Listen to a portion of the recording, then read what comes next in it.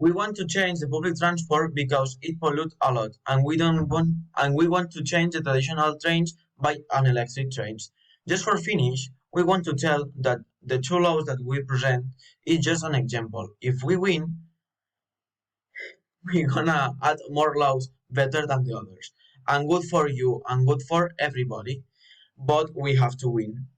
We think that we are going to make better our city because we already live in the true city because we are an adolescent and we know all the bad and the good news. Please vote. Vote us.